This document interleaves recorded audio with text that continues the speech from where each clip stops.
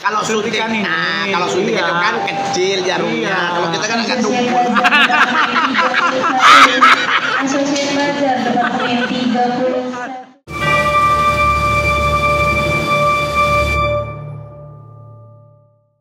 Oke, saat ini gue lagi di Transmart, lagi mampir ke lokasinya temen gue. Nah, kebetulan ini gue mimpi apa semalam, nggak tahu. Di samping gue, kalian mungkin udah pasti mengenalnya, dan jujur, gue sampai detik ini nih masih agak kurang percaya. Gue akan ngobrol sama beliau. Langsung aja nih. Oke, langsung aja dengan segera. Please welcome to Mr. Farah. Oke, ada kakak Mongol. Kok kakak sih? Apa tuh om? Tante. Oh tante, boleh. Ada apa dong, boleh ngondek kan? Oh iya, nyantai YouTube aja. kan, YouTube. Yoi, bebas. Boleh. Oke, sambil makan aja nggak apa-apa. Boleh. Ini cek dulu layar segini. Pas Boleh. nggak? Segini. Pas. Kegantengan gue lebih udah maksimal. Apa gini? Ini kali ya? Boleh. Oke, gue yang agak mepet dikit. Oke, tante. Iya, Cek. Cie warna ungu. Habis ya. Kenapa? Sesuai suasana hati. Iya, karena kalau lagi ini kan warna-warna janda katanya. Padahal kan gue aslinya duda. Oh iya? Gimana Bang? Oke. Gini, gue kan tadinya mau ada beberapa teman baru juga, cuma kebetulan lagi pada sibuk. Ya kita aja duluan yang ngobrol-ngobrol kayak gini. Gue sih simple aja di sini, ngobrolnya nggak terlalu serius-serius amat. Gue mau sedikit ingin tahu nih, mungkin teman-teman gue juga yang nonton nih. Kakak Mongol dulu sekolah SD nggak? Hah? Berapa tahun? Cuma 4 tahun. 4 tahun. Kenapa bisa 4 Gua tahun? SD kelas 1 umur 10 tahun. Oh, terus? Terus gua lompat kelas udah kelas 3. Wih, SMP? SD. Kok bisa? Kan dulu bisa lompat kelas. Sama kayak dulu polisi, lu masih batingkok merah, lu nembak penjahat, kan bisa langsung jadi kuning. Oh gitu. Zaman dulu tuh boleh. SD tuh prestasi apa yang bisa demikian? Sebenarnya nggak prestasi sih, ketuaan soalnya. Ketuaan. Ketuaan karena masa umur 10 tahun baru kelas 1 SD. Oke. Ada guru yang paling berkesan waktu SD yang masih teringat sampai sekarang? Ada masih ada bahkan. Siapa namanya? Ibu guru Ani. Alam, siapa berarti? Halo Ibu guru. Sekarang gua jadi PA. Halo, saya masuk YouTube. Yoi. Gitu. Terus Ya. Pelajaran nih. Pelajaran yang paling berkesan waktu SD. Gua itu SD pelajarannya ngeselin buat gua. Apa tuh? Sampai sekarang nih. Gua nyari tahu itu namanya mamanya Budi itu siapa? Oh.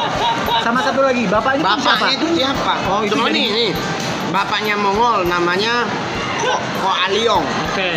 Boleh dong. Iya. Mama gue namanya Ibu Ming. Itu kan nama ibu gue, Ibu. Iya. Nah ini kok Budi sama Mbak Ya, Budi? justru itu yang jadi Kok permasalahan. cuman ini Ibu Budi? Nah siapa maknya? Iya. Ini Bapak Budi. Siapa? Apa namanya Bacun? Oh iya juga ya. Ya kan kita nggak jelas. Jadi itu SD tuh pelajaran. Masih dalam misteri, sampai Iya, sekarang belum sampai terpecahkan itu. Sampai sekarang kita nggak tahu apa mungkin namanya Ibu Suroto atau mungkin Pak Sugiono, kita nggak tahu. Oke. Itu Bang, itu pelajaran yang kelas 1 sampai kelas 3 SD sampai sekarang gua nggak nemu jawabannya. Pernah menangis waktu SD? Pernah Bang, sampai sekarang. Kenapa tuh? Kalau gua lihat jarum suntik Bang. Takut disuntik. Tapi kalau Dari suntik suka? SD sampai sekarang Bang, sampai gua udah usia 38 gua nggak boleh lihat jarum suntik Bang. Oh. Kalau nyuntik? Kan beda Enggak, Bang. maksudnya Kalau suntik, suntikan ini. kalau suntik Iya. itu kan kecil jarumnya. Iya. Kalau kita kan agak tumpul. Asosiat Bazar Departemen 31. Jadi kalau sampai sekarang Bang, jadi gua masih traumatik tuh ada tiga. Yang gua paling takut dari kecil. Jarum suntik, cacing sama sepeda. Coba, logis kalau jarum suntik kecil, karena di pikiran gue sama pasti itu sakit pasti. Kalau gua nggak bukan sakit Apa? Bang, patah. patah. Gua tuh ketakutan kalau disuntik terus Oh, untuk di dalam. Hmm. Kalau cacing? jorok. Asosiat Bazar Yang ada warna-warna itunya. 146. Ih, Itu dari formasi. Kalau sepeda kayak trauma. Gua jatuh sama sepeda di sumur.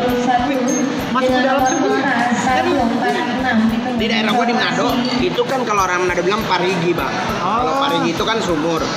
Itu setinggi jalan. Oh gitu. Jadi gua belajar sepeda nyemplung bang. Sebelumnya yang lain belum ada tahu nih cerita ini. Iya, Ada iyalah. bagian. Nggak ada lah. Cuma di channel gue ya. Yo itu. Asik. Kan lu ngulek. Ini namanya adalah soto. Ya. Soto apa namanya? Soto ayam. Soto Betawi. Bukan. Soto ayam. Ayamnya di mana gue juga bingung. Itu sama mungkin halnya dengan nama Ibu dan Bapak Budi. Udah ada dari sononya. Yang bikin itu yang dia nggak jelasin. Iya, harusnya itu jadi ini ya. Kota mereka tinggalnya di Sukatani. Sampai sekarang gua nyari-nyari di Google Map, nggak pernah ketemu tuh desa Sukatani. Desa Sukatani. Dan gua cari di desa Sukatani, ada nggak kenal Bapak Ibu Budi? Nggak ada. Iya. Berarti kan kita selama ini sekolah dari kelas 1 SD sampai kelas 3 SD. Dia dibohongi. Nah, berarti kan datanya nggak valid. Boleh. Pertama kali stand up depan Orang banyak. ya. Dan tentunya mungkin setiap orang juga udah tahu lu siapa. Enggak juga. Jadi gue pertama kali stand up itu tahun 2011 bulan Juli tanggal 9. Oke. Tanggal 9 Juli gue pertama kali jadi stand up Itu dari di salah satu kafe di Kemang. Sebutin namanya nggak? boleh nggak apa-apa. Komedi Cafe Kemang. Sekarang udah Itu ada. juga dong.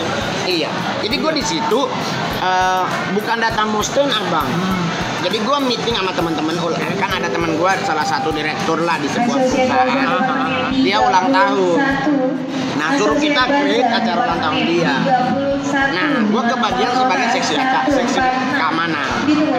Kita lagi rapat, tahu-tahu salah satu teman di antara kita nulis nama Mongol di apa kertas gini itu loh bang. Oh iya. Dikasih ke MC, nggak lama kemudian MC teriak manggil, iya peserta selanjutnya Mongol. Nah bang gua kan, ini ngapain gua dipanggil gitu. Terus teman-teman serombongan itu langsung ngomong, Ngol, lu harus coba, karena kalau lu sampai nggak bisa Ngol berarti lu bener homo. Ini saksi hidup lu masih banyak. Tantangan. Itu gua kan pingin ngebuktiin bang. Itu real, nggak direkayasa. Enggak. Oke. Orangnya semua masih pada hidup bang. Iya, Ditanya langsung. Oke. Nah itu ngebuktiin bahwa gua enggak. Gua coba bang. Ternyata menurut mereka yang datang itu gua lucu bang. Dan lu di situ cerita apa? Gua masih ingat Keseharian cerita. atau apa? Iya soal di daerah gua Manado kan, orang-orang Manado. Karena ya gua bawanya Manado bang, jangan bawa suku lain karena gua kan orang Manado. Iya. Teman gua juga Gitu. banyak orang Manado. Nah udah ternyata lucu. Disuruh isi apa sih formulir gitu. Nama, nomor telepon, alamat, nanti dihubungi lagi. Buat perform lagi. Oke. Diajak-ajak lagi gitu.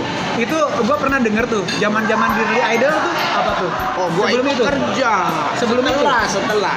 Jadi gua berhenti dari Dirli, gua sempat vakum berapa bulan, baru gua kenal stand up.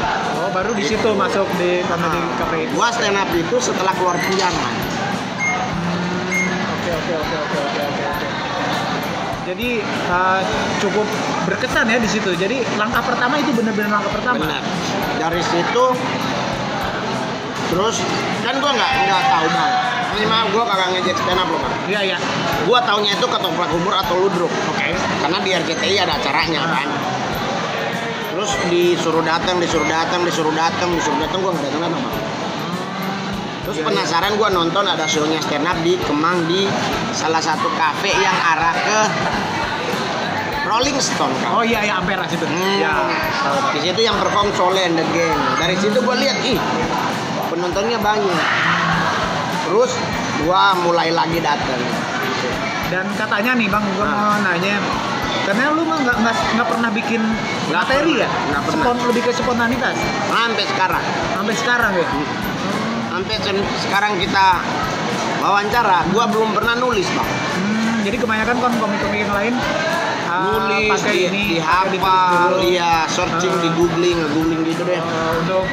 mastiin fallbacknya gimana biar ger gitu. Kalau lu mah ngalir gitu Enggak aja? bang, Iya. karena gue pernah nyoba nih bang, gue pernah nyoba tahun 2011 awal-awal stand up itu muncul di TV. Gue kan besutan Metro angkatan pertama.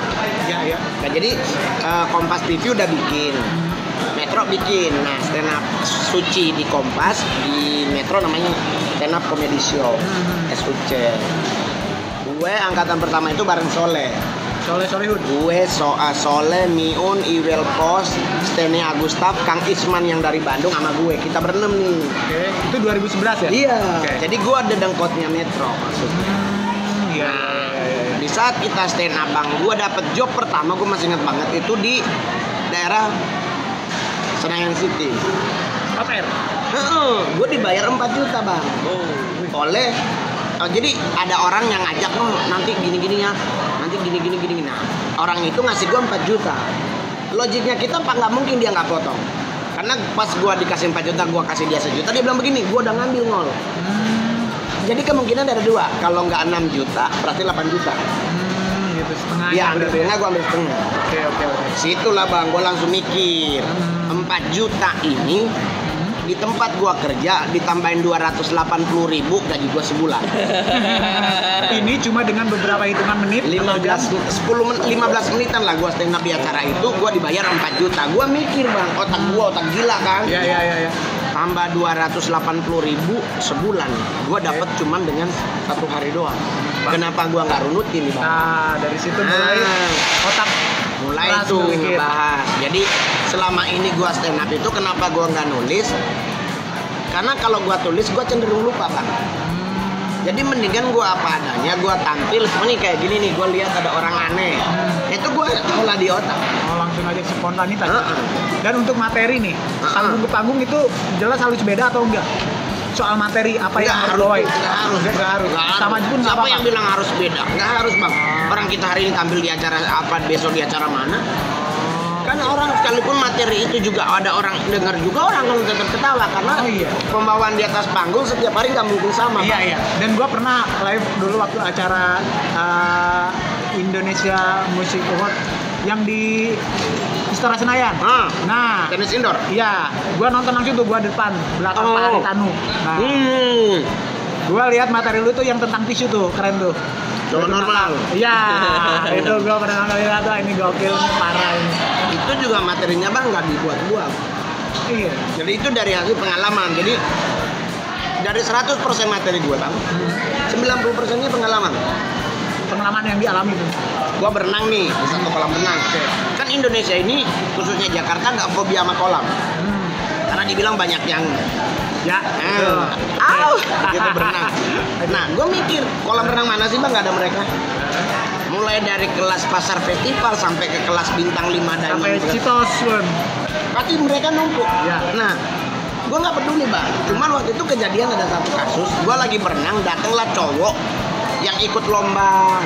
Nggak usah kita sebut lah nama lombanya. Yang penting yang mamerin six pack. Ya. Ini berenang sebelah gue cowok. Nah, gue kan kadang gue baru menguasai waktu itu baru gaya bebas sama gaya dada. Dia kayak kupu. Tersepona dong bang. Wow. Sorry anak gaul bang. Iya, oke. Karena anak gaul nggak bilang terpesona bang. Iya. Kami tersepona. Nggak bilang ciputat. Kami bilangnya cipatu. Ya, oke. Dia berenang. Dia berenang gitu. Nyampe di ujung gue. Dia teriak begini. Aw ada air. Cowok normal kan nggak begitu. Kan cowok normal paling keluar kalimat binatang apa gitu. Iya. Ini kok langsung. Nah udah begitu di lokasi itu membuat gue banyak nemu materi. Cowok normal itu berenang kayak gimana, cowok nggak normal gimana.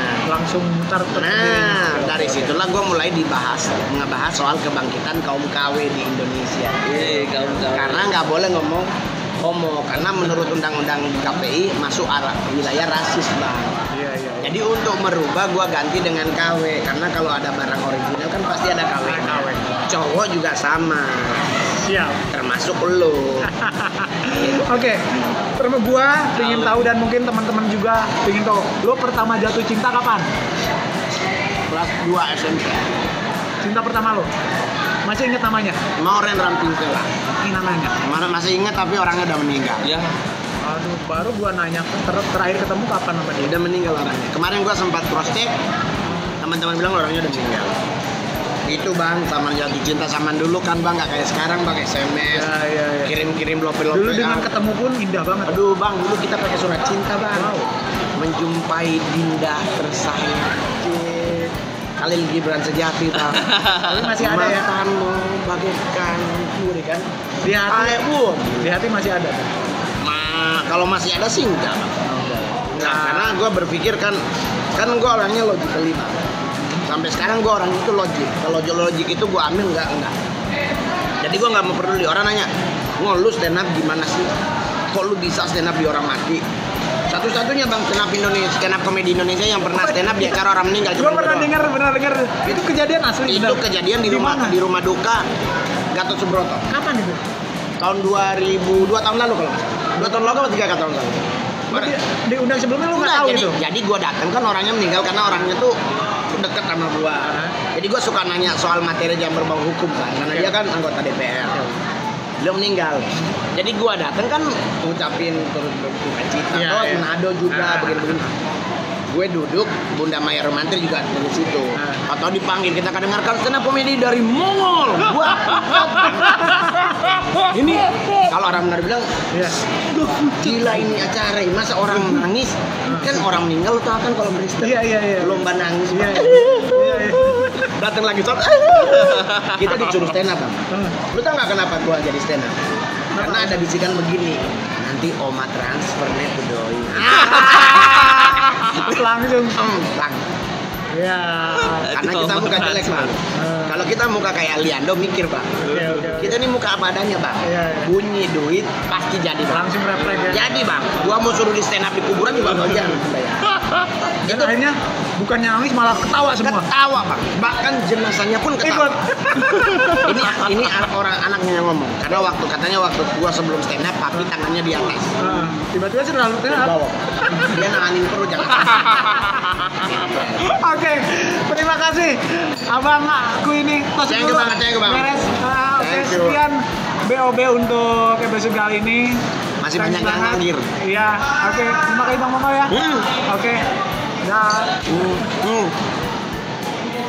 Gua kadang-kadang suka mikir orang banyak sih yang nggak waras. Ngapain sih wawancarain gue? Udah begitu wawancaranya juga jebakan. Akhirnya apa yang gua nggak harus kasih tahu ketahuan di sekarang.